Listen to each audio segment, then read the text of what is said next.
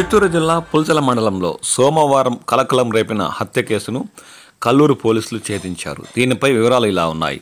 పుల్చల మండలం ఎల్లంకివారిపల్లి బీసీ కాలనీలో సోమవారం జరిగిన మహిళా హత్య కేసులో నిందితుడిని మంగళవారం సాయంత్రం అరెస్టు చేసి బుధవారం రిమాండ్ నిమిత్తం పాకాల కోర్టుకు తరలించినట్లు కల్లూరు సీఐ జయరామయ్య, ఎస్ఐ వెంకటేశ్వర్లు తెలిపారు.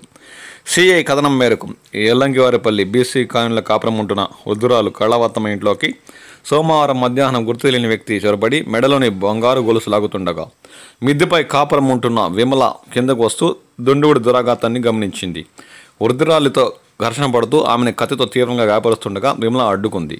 ఈ క్రమంలో నిందితుడు అదే కత్తితో విమలను పొడిచి పరారు కాగా ఆమె అక్కడికక్కడే మృతి చెందింది. గాయపడిన వృద్ధురాలు కళావత్తమ ఇచ్చిన వివరాలు డాగ్స్పాడ్ ఆధారంగా పోలీసులు దర్యాప్తు చేపట్టారు. ఇదే పంచాయతీ గోపన్నగారిపల్లికి చెందిన మోహన్ అనే యువకుడు హత్య చేసినట్లు నిర్ధారించుకున్న పోలీసులు మంగళవారం సాయంత్రం పులిచర్ల రైల్వే స్టేషన్ వద్ద నిందితుడిని అరెస్టు చేశారు. ఈ మేరకు బుధవారం నిందితుడు మోహన్ను రిమాండ్ నిమిత్తం పాకాల కోర్టుకు తరలించనున్నట్లు వారు పేర్కొన్నారు. ఎంతో ఉత్కంఠం రేపిన ఈ హత్య కేసు 3 రోజుల్లో ఛేదించడంతో స్థానిక ప్రజలు కాస్త ఊరటనిచ్చే అంశమే అని చెప్పాలి. లేదంటే ప్రశాంతంగా ఉంటే పల్లె జీవనంలో ఒక్కసారిగా పట్టపగలు మిట్ట మధ్యాహ్నం హత్య అంటేనే స్థానిక ప్రజల్లో భయాందోళనలు రేకెత్తించాయి.